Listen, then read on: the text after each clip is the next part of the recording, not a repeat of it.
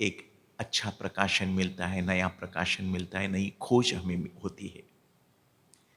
उसकी जो हर हलचल थी प्रभु यीशु मसीह की, जब वो जगत में आया था, वो हर हलचल संयोग से नहीं, परंतु परमेश्वर का एक रहस्यमय आयोजन था। स्वर्गलोक का वो एक रहस्यमय आयोजन था। कई मसीह और गैर मसीह लोग भी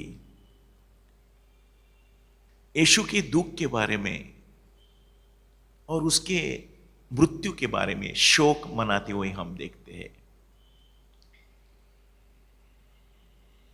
और यीशु के बारे में हमदर्दी दिखाने में वो बहुत आगे रहते हैं।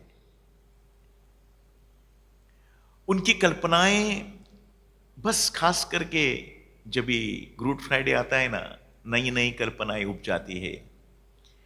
और कई लोग उनमें से ऐसे भी कहते हैं, यदि हम वहां होते तो हमें होने को नहीं देते थे। परंतु क्या ये हमारी गलत फहमी है कि यीशु को रोमियो ने मारा, यहूदियों ने मारा? नहीं मेरे प्यारे भाई और बहनों, यीशु खुद अपने आप को सौंपा था। यदि वो मृत्यु नहीं सहन करता था तो आज हमारे लिए आजादी नहीं रहती थी, हमारे लिए नया जीवन नहीं रहता था। वो उसकी मर्जी थी, उसकी इच्छा से, यानी रोमियों की इच्छा से या यहूदियों की इच्छा से वो नहीं मारा गया। यदि यीशु मसीह मारा गया, वो मैंने उसको मारा है, क्योंकि मेरे पाप की वजह से वो मरा है। ये ध्यान में रखना। यह पिता की योजना थी। हम देखते हैं कि यीशु के मौत के 700 साल पहले यशायाह नबी ने उसके मौत के बारे में लिखा था। और उसमें ऐसा लिखा है, यशायाह 53:10 और 11, तो भी यहोवा को यही बाया कि उसे कुचले, वह अपने प्राणों का दुख उठाकर उसे देखेगा और तृप्त होगा। यानी प्रभु यीशु खुद तृप्त हो गया ये दुख उठाते हुए हैं। इसीलिए तृप्त हो गया कि उसने पूरी तरह से पाप की मजदूरी, कीमत हमारे लिए भरी है। कुछ भी बाकी नहीं रखा मेरे प्यारे भाई बहन, कुछ भी अधूरा नहीं छोड़ा उसने। इसीलिए वो तृप्त हो गया। ये पवित्र पिता की और पुत्र की इच्छा से हुआ है। किसी ने, रोमियो ने उसको मारा नहीं, कोई उसको हाथ नहीं लगा सकते थे, क्योंकि वो खुद परमेश्वर था। तो अपना मिशन पूरे करते समय उसने जैसा पहले से शास्त्र में लिखा था उसी प्रकार बर्ताव किया, कुछ अधूरा नहीं छोड़ा। और स्वर्गलोक ने खास करके सूक्ष्मता से अपना ध्यान उधर लगाया था कि ताकि 1% भी वह अपने काम में कम ना हो जाए। हम देखते हैं उसकी हर हलचल, ये दुनिया में आने के बाद जो हर हलचल थी उस बहुत कीमती थी और बहुत अहम थी। वो संयोग से कुछ नहीं कर रहा था। इसीलिए सलीब पर जब भी मुश्किल से वो तड़प रहा था, तभी अपने आप को होश में रखकर उसने कई शब्द को उसने पुकारा था। उस 7 शब्द के बारे में हमने बहुत कुछ सुना है, परंतु आज हम लोग सुनने जा रहे हैं वो 7 शब्द क्या है। वो आफ्टर थॉट नहीं थे, पर उस शब्दों के बारे में पहले से नियुक्त किया गया था, नियोजन किया गया था। और इस शब्दों को कहना अनिवार्य था। और यह शब्द प्रभु के उद्धार के मिशन का अहम हिस्सा था। यीशु सलीब पर बोले हुए शब्दों को मसीहत यदि नजरअंदाज करेंगी तो हम उद्धार नहीं पा सकते हैं। हम प्रभु यीशु मसीह का उद्धार का मिशन पूरा होते हुए नहीं देख सकते हैं। तो आज आइए हम देखेंगे पहला शब्द प्रभु ने क्या कहा था। लुका की शुभवर्तमान 23वां अध्याय और 34 में लिखा है, हे पिता इन्हें क्षमा कर, क्योंकि वे जानते नहीं कि क्या कर रहे हैं। Father, forgive them, for they do not know what they do. These are the words of forgiven smile people. और इस शब्द की जरूरत संपूर्ण मानव जाति के लिए जरूर थी। केवल यहूदियों के लिए यह शब्द नहीं पुकारे उसने, रोमियों के लिए नहीं पुकारे, यह संपूर्ण मानव जाति के लिए, हमारे लिए उसकी सख्त जरूरत थी।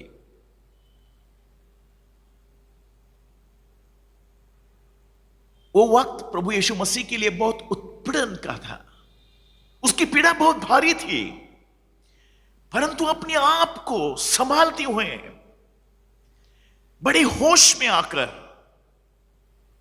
जब भी उसके लिए बहुत तकलीफ दी गई थी, उससे पहली रात से आधी रात से उसको गुस्से मारे थे, थप्पड़ मारी थी, उसको कोड़े लगवाए थे, वेतन से उसको मारा था, कांटों का ताज उसके सर में रख के उसके ऊपर मारा था, सलीब को गुलगुथा तक वो अपने कंधों पर लेके चला था।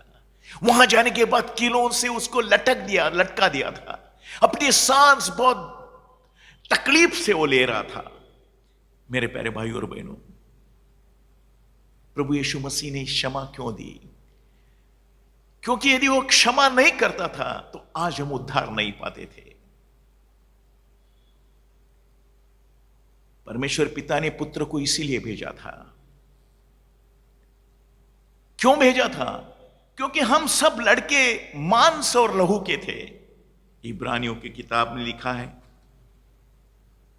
2:14 में लिखा है, इसलिए जबकि लड़के मांस और लहू के भागी थे, तो वहां आप भी उनके समान उनका सहभागी हो गया, ताकि मृत्यु के द्वारा उसे, जिसे मृत्यु पर शक्ति मिली थी, अर्थात शैतान को निकम्मा कर दे। शैतान को निकम्मा करने के लिए प्रभु यीशु मसीह इस सलीब पे गया था। किसी लोगों ने, यहूदियों ने, फरीसियों ने उसको मारा नहीं था। वाकई में हर एक मनुष्य के पाप की वजह से उसने खुद ने अपनी कुर्बानी दी थी। यह आपको ध्यान में रखना है।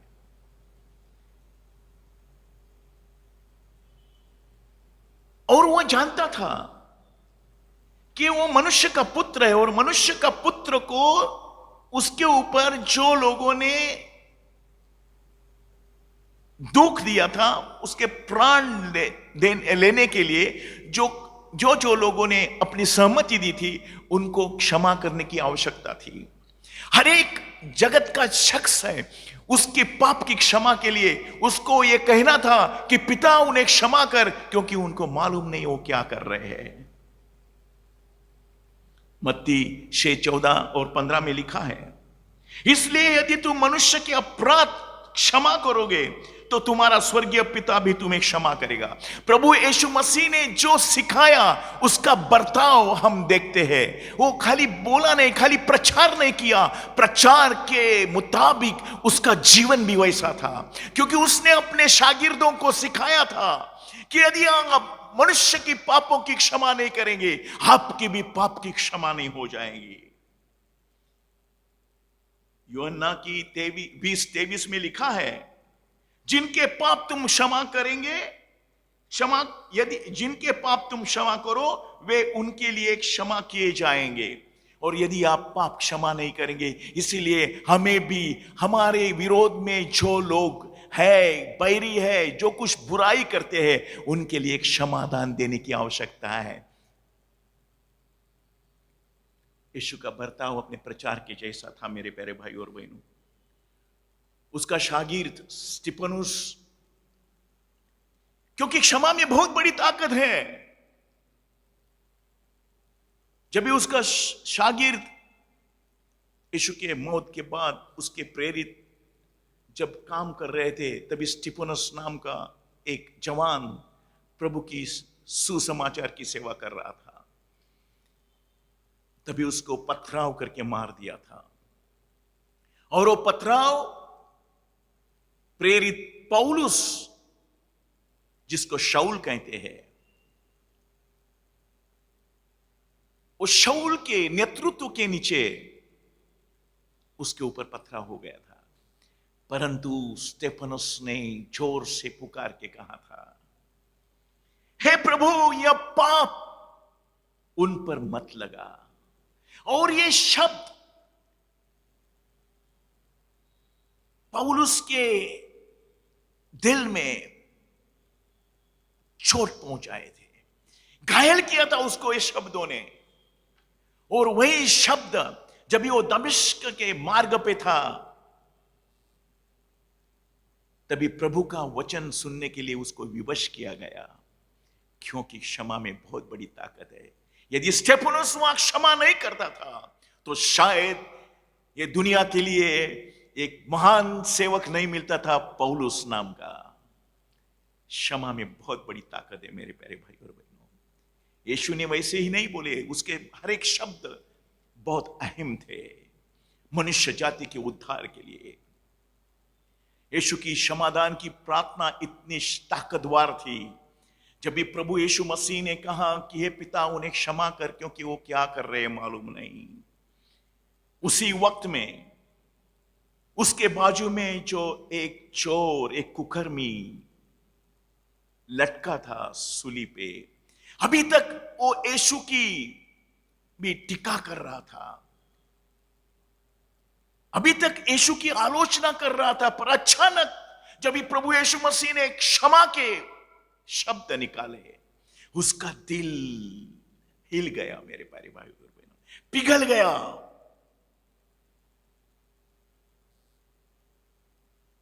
और उसी वक्त में जगत के लिए एक बहुत बड़ी गवाही मिली है, एक बहुत बड़ा ऐतिहासिक काम हम देखते हैं कि उसी वक्त में प्रभु यीशु मसीह ने उसको क्या कहा मालूम है? जब भी प्रभु यीशु मसीह ने ये प्रार्थना की कि प्रभु उनको क्षमा कर, तो उसी वक्त में ये जो कुकर्मी उसके बाजू में लटका था, वो बहुत खतरनाक एक लुटारू था, डाकू था। उसने यीशु से प्रार्थना की, यीशु, जब तू अपने राज्य में आए तो मेरी सुधि लेना। देखो मेरे प्यारे भाई और बहनों, आज आपको भी मैं कहना जा रहा हूं, जब भी आप अपने शत्रु को क्षमा करते हैं, तभी उस शत्रु के लिए ही नहीं, आपके लिए भी बड़ा शांति का मार्ग आप अपनाते हो, और वो शत्रु भी प्रभु के पास आने की संभावना तैयार हो जाती है। वाकई में यीशु के दुख के जिम्मेदार सब थे, हम सब लोग थे, केवल रोमी और यहूदी नहीं। यदि वो प्रार्थना नहीं करता, हमें भी आज छुटकारा नहीं मिलता था, हम भी आज वो उद्धार नहीं पाते थे। हालेलुया। इन्हीं शब्दों ने अपना जगत में आने का मकसद को प्रकट किया। यीशु क्यों आया था इस जगत में? क्षमा देने के लिए आया था। ऐसा लिखा है ना यूहन्ना की किताब में 3:17 में, यीशु क्यों आया था? ना किसी को ताड़ना देने के लिए, ना किसी को सजा देने के लिए। आज लोग कहते हैं कि देखो परमेश्वर का कोप आपके ऊपर आएगा। ऐसा नहीं है हमारा परमेश्वर। आज भी पिता के बाजू दाहिने हाथ में बैठकर हमारे लिए आज भी वो इंटरसेशन कर रहा है, आज भी हमारे लिए दुआ कर देता है, आज भी हमारे लिए प्रार्थना करता है कि पिता ठहर, उनके लिए और भी मौका दे। हमारा प्रभु यीशु मसीह की छवि को खत्म मत करो। ऐसा मत कहो कि उसका कोप आ रहा है करके, क्योंकि प्रभु यीशु मसीह का वचन ऐसा कहता है 3:17 में, यूहन्ना 3:17 में, परमेश्वर ने अपने पुत्र को जगत में इसीलिए नहीं भेजा कि जगत पर दंड की आज्ञा दे, परंतु इसलिए कि जगत उसके द्वारा उद्धार पाए। इसलिए यीशु ने सूली पे ये प्रार्थना की, पिता उनको क्षमा कर, क्योंकि वो क्या कर रहे हैं उनको समझ में नहीं आता। एक मैं उदाहरण देना चाहता हूं। ये जर्मनी में घटी हुई घटना है। मिस्टर रत्नाव करके फाइनेंस मिनिस्टर थे जर्मन के। फर्स्ट वर्ल्ड वॉर होने के बाद जर्मन की जो आर्थिक स्थिति थी बहुत खराब हो गई थी। जर्मन में ऐसा एक राष्ट्रवाद, फर्जी राष्ट्रवाद उसको कह सकते हैं हम लोग, उभर आ रहा था। नाजी सेना तैयार हो रही थी। जवान लोगों के मन में राष्ट्रवाद भर गया था। और उस समय मिस्टर राथनाव जो फाइनेंस मिनिस्टर थे, वो एक यहूदी थे, जू थे। तो जू लोगों के खिलाफ बहुत बड़ा द्वेष वहां उभर आया था। और एक जवान ने अपने बंदूक की गोली से उसको खत्म कर दिया। और वो जवान को सजा हो गई, उसको कैद हो गई। परंतु मिस्टर रत्नाव की पत्नी जो एक मसीह थी, वो औरत, उसने सोचा कि ये बेटे के मां को कितना तकलीफ हो गया होगा कि उसका बेटा जेल में गया है। अपना पति का दुख उसने बाजू में छोड़ा और वो उसके मां के पास जाके कहा, बहन तुझे परमेश्वर की शांति मिले। और उसने उसको क्षमा किया। बाद में वही मिसेस रत्नाव जेल में गई, ये लड़के को मिली और उनको उसे कहा, मैं आपको क्षमा देती हूं, प्रभु आपसे प्यार करता है। ये औरत के वो शब्दों से ये जवान पिघल गया।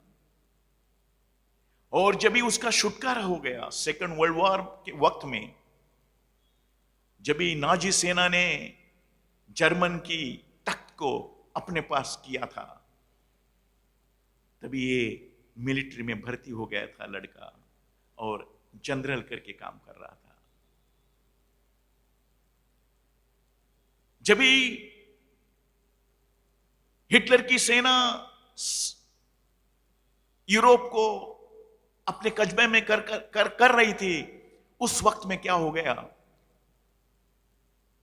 जहां जहां हिटलर की सेना जाती थी यहूदियों को मारा जाता था। आपको मालूम रहेगा कि हिटलर ने उस जमाने में 60 लाख यहूदियों की कत्ल की थी। परंतु फ्रांस में जहां एक जनरल लड़का जिसने रत्नाव को मारा था गोली से, ये जनरल करके वहां था, पर उसने प्रभु को अपनाया था। उसे मालूम था कि हिटलर जो कर रहा है ये बहुत बड़ी बुराई है। और उसने क्या किया मालूम है, उसके मन से जू का द्वेष निकल गया था और जू के लिए प्यार भरा था। मेरे प्यारे भाई और बहनों, एक बहन ने वो लड़के को क्षमा किया करके ये लड़का अभी प्रभु के पास आया था। और जब भी जू लोग मर्सेलिस में, यानी फ्रांस में मर्सेलिस जगह पे ये लड़का था, तभी उधर बहुत जू लोग थे। तो ये लड़के ने क्या किया मालूम है, उन सब जू लोगों को एक पैसेज दिया जहां से सब जू लोग निकल गए और उनका छुटकारा हो गया। किसी को मरने नहीं दिया उसने। अपना जान को खतरा होते हुए भी जब ये कोर्ट मार्शल हो गया बाद में उसके बारे में, तभी नाजी सेना ने उसको फांसी की सजा दे दी। मेरे प्यारे भाई और बहनों, इतनी ताकत रहती है क्षमा में। हालेलुया। नफरत आपको मालूम है, बहुत लोग दुख में रहते हैं, वो कहते हैं हमने बुरा तो कुछ नहीं किया, हमारा बुरा करने के बाद भी हमारा ही क्यों बुरा हो रहा है। जब भी किसी से हमारे ऊपर जुल्म होता है, तभी हम लोग जब भी नफरत से भर जाते हैं, तभी कई प्रकार की बीमारियां भी हमें लग जाती है। एक कोरिया की बात है, दक्षिण कोरिया की एक प्रिंसिपल एक दिन एक पास्टवान के पास आती है,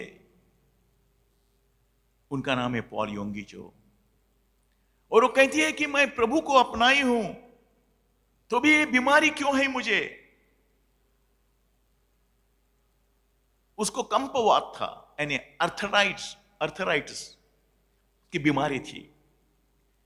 क्यों मुझे बाइबल की सारी वचन ज्ञान है, मैं यशाया 53 मैं बात हमेशा बोलती हूं, तो भी मुझे चंगाई क्यों नहीं मिलती है। पासवान बोलिए मुझे चंगाई क्यों नहीं मिलती है। तो पासवान ने कहा तू अभी तक अपने पति से नफरत करती है। क्योंकि क्या हो गया था, ये प्रिंसिपल थी, ये स्कूल में अच्छे प्रिंसिपल के ओहदे पे थी, और उसके पति जब भी उसको काम नहीं था, ये औरत ने पूरा का पूरा पति के लिए दे दिया था, और बहुत प्यार करती थी अपने पति से के साथ। पर पति का जब भी अच्छा हो गया, उसका काम बन गया, तभी पति ने उसको छोड़ दिया, दूसरी शादी कर दी। ये बहन के मन में बहुत नफरत पैदा हो गई, और नफरत की वजह से आहिस्ते आहिस्ते उसको आर्थराइटिस की बीमारी हो गई। वो बढ़ती जा रही थी क्योंकि नफरत वही थी। तभी पॉल योंगीचो ने ये बहन को कहा, देखो बहन जी, आपके पति को आपको क्षमा करना है। वो बोलती है मैं कैसी क्षमा करूं उसको, मेरी जिंदगी बर्बाद की उसने, मैं उसको क्षमा नहीं कर सकती हूं। तो पॉल योंगीचो ने उसको कहा, यदि तू क्षमा नहीं करती है तो आपको चंगाई नहीं मिलेगी, बोलो आपको क्या मांगता है। चलो मैं क्षमा करती हूं। तभी पॉल योंगीचो ने बोला, केवल क्षमा नहीं, आपको उसको आशीष देना है, आशीष देना है, उसके लिए प्रार्थना करनी है कि उसका भला होने दे। वो बोलती है ये तो नहीं हो सकता है। उसने कहा ये आपको करना है। क्षमा यानी आशीष देना है, अपने बैरियों को आशीष देना है। बहन रोके रोके उसने आशीष देना शुरू कर दिया। मेरे प्यारे भाई और बहनों, 7 दिन में उसका आर्थराइटिस निकल गया। आपको मैं कहता हूं, नफरत मत रखो। यदि आपके विरोध में कुछ काम किया है किसी ने, क्षमा करो। प्रभु यीशु मसीह ने वही किया, और आज जगत का उद्धार हो रहा है। आज भी जगत में उसका नाम हालेलुया रोशन हो रहा है, उजियाला प्राप्त हो रहा है जगत को, क्योंकि उसने हमें क्षमा दी थी। मेरे प्यारे भाई और बहनों, हमें मालूम है मत्ती की शुभ वर्तमान हम देखेंगे उसमें कि क्षमा न करने की वजह से क्या होता है। हमें क्षमा करना है। यदि परमेश्वर पिता ने हमें क्षमा की है, तो हमें भी दूसरों की क्षमा करनी है। आइए मत्ती की शुभ वर्तमान उसका 18वां अध्याय और 23 से मैं 34 तक पढ़ता हूं। थोड़ा सा वक्त लगेगा, पर मेरे साथ रहो। 23 से 34 तक मैं पढ़ता हूं। इसलिए स्वर्ग का राज्य उस राजा के समान है जिसने अपने दासों से लेखा लेना चाहा। जब वह लेखा लेने लगा, तो एक जन उसके सामने लाया गया जो 10,000 तोड़े का कर्जदार था।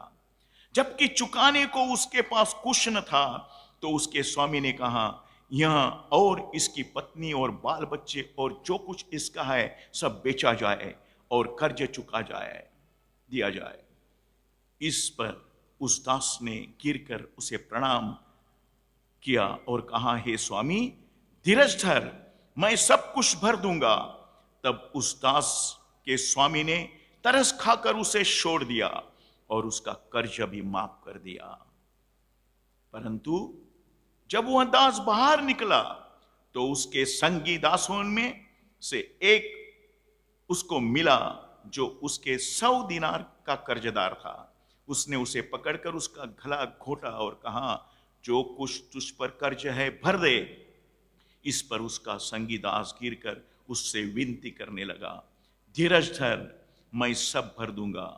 उसने न माना, परंतु जाकर उसे बंदी गृह में डाल दिया कि जब तक कर्ज न भर दे तब तक वहीं रहे। उसके संगीदास यह जो हुआ था देखकर बहुत उदास हुए और जाकर अपने स्वामी को पूरा हाल बता दिया। तब उसके स्वामी ने उसको बुलाकर उससे कहा, हे दुष्ट दास, तूने जो मुझसे विनती की तो मैंने तेरा वह पूरा कर्ज क्षमा कर दिया। इसलिए जैसे मैंने तुझ पर दया की वैसे ही क्या तुझे भी अपने संगीदास पर दया करना नहीं चाहिए था? और उसके स्वामी ने क्रोध में आकर उसे दंड देने वालों के हाथ में सौंप दिया कि जब तक वह सब कर्ज भर न दे तब तक उनके हाथों में रहे। मेरे प्यारे भाई और बहनों, इसमें से, ये दाखले में से, ये दृष्टांत में से हम क्या सीख रहे हैं? कि एक स्वामी का देने वाला कर्जदार था, उसके लिए स्वामी ने क्षमा की, 10,000 तोड़े की क्षमा की, उसका कर्जा माफ कर दिया। हकीकत में उसको जेल में जाना था, उसको बंदीवान होना था, परंतु स्वामी ने उसको क्षमा दी। परंतु वही दास बाहर निकलता है, केवल 100 तोड़े जो कर्जदार उसका देने वाला था, उसको उसने उसका गला घोटा और बोला है, लिखा है कि उसने उसको कैद में डाला। उसके लिए क्या सजा दी गई? उसके लिए ऐसी सजा दे दी कि उसके स्वामी ने क्रोध में आकर उसे दंड देने वालों के हाथ में सौंपा दिया और जब तक वह कर्जा ना भरे तब तक उनके हाथों में रहे। मेरे प्यारे भाई और बहनों, इससे हम क्या सीखते हैं? कि यदि प्रभु परमेश्वर ने हमें क्षमा दी है तो हमें भी हमारे बैरियों को क्षमा करना है। आज मसीहत में भी हम लोग देखते हैं, पिता परमेश्वर ने अपने पुत्र को नहीं रखा इसीलिए कि हमें क्षमा प्राप्त हो जाए, परंतु आज हम हमारे पड़ोसी को, हमारे भाई को, हमारे बहन को क्षमा नहीं कर सकते हैं, क्योंकि प्रभु ने कहा था, मेरे प्यारे भाई और बहनों, यदि तुम अपने बैरी को क्षमा नहीं करेंगे तो आपकी भी पाप की क्षमा नहीं हो जाएंगी। आज बहुत लोग कलीसिया में दुख में क्यों हैं? क्योंकि उनके मन में दूसरों के खिलाफ काम चल रहा है, विचार है, बातें हैं, एक दूसरे से नफरत करते हैं। आराधना तो हम करते हैं, हाथ तो उठाते हैं, पर हम दूसरों के प्रति, हमारे दिल में द्वेष है, मत्सर है। यदि हम क्षमा नहीं करेंगे तो प्रभु परमेश्वर की क्षमा हमें नहीं मिलेगी और इसीलिए हमारे परिवार आज कष्ट में है, दुख में है, इसीलिए हम बीमारी में हैं। मेरे प्यारी बहन, मेरे प्यारे भाई, आपको क्षमा करना है क्योंकि प्रभु यीशु मसीह ने क्षमा दी थी। किसको? एक खौफनाक टेररिस्ट को, जो कुकर्मी था, उसके पास से प्रभु ने और कुछ मांगा नहीं, उसको क्षमा कर दी। क्या हम प्रभु को नहीं जानते? क्या प्रभु के पास से हमने कहीं कुछ पाया नहीं है? जब हम प्रभु में आए तभी हमने कुछ नहीं पाया है, परंतु आज हमारी स्थिति ऐसी क्यों है? क्योंकि हम हमारे पड़ोसी को, हमारे बैरी को, हमारे भाई बहनों को आज क्षमा नहीं कर सकते हैं। क्या आपको लगता है आप छुप सकते हैं? मेरे प्यारी बहन, मेरे प्यारे भाई, क्या आप छुप सकते हैं? प्रभु से कहां भी नहीं छुप सकते हैं। हालेलुया। प्रभु ने कहा था, इसी प्रकार यदि तुम में से हर एक अपने भाई को मन से क्षमा न करेगा तो मेरा पिता जो स्वर्ग में है तुमसे भी वैसा ही करेगा। ना तुम चंगाई पाओगे, ना तुम्हारा अच्छा हो जाएगा, ना तुम्हें शांति मिल जाएगी। आप क्षमा करके देखो। हालेलुया। क्षमा करके देखो भाई। हालेलुया। आप बहुत बड़ा तोहफा पाएंगे परमेश्वर के पास से और आपका बैरी भी प्रभु का गुणगान करेगा। जो प्रभु ने हमें सिखाया है मेरे प्यारे भाई और बहनों, उसने वह किया। हम भी यदि यीशु मसीह के शागिर्द है और कहते हैं कि प्रभु हमारा प्रभु है, यीशु हमारा मसीहा है, तो हम भी वही करेंगे जो हम प्रचार करते हैं, उसका बर्ताव करेंगे। मत्ती 6:14 में कहता है परमेश्वर, इसलिए यदि तुम मनुष्य के अपराध क्षमा करोगे तो तुम्हारा स्वर्गीय पिता भी तुम्हें क्षमा करेगा। आज वो दिन है मेरे प्यारे भाई और बहनों, मेरी बहन, मेरे भाई, आपका दुख क्यों है आपके साथ? उसका कारण है, आप क्यों आज कष्ट में हैं, उसका कारण है क्योंकि आपने आपके पति को क्षमा नहीं किया है, आपने आपके पत्नी को क्षमा नहीं किया है।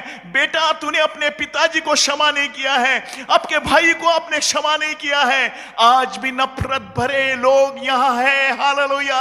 आज भी आप सुन रहे हैं, प्रभु आपसे बात कर रहा है मेरे प्यारे भाई और बहनों। प्रभु आपको आशीष देना चाहता है, आपके लिए बलिदान किया हुआ यीशु का शब्द यही है, पिता उन्हें क्षमा कर, क्योंकि वो क्या करते हैं उन्हें समझता नहीं, उनको मालूम नहीं है। यस, हमें कुछ मालूम नहीं है।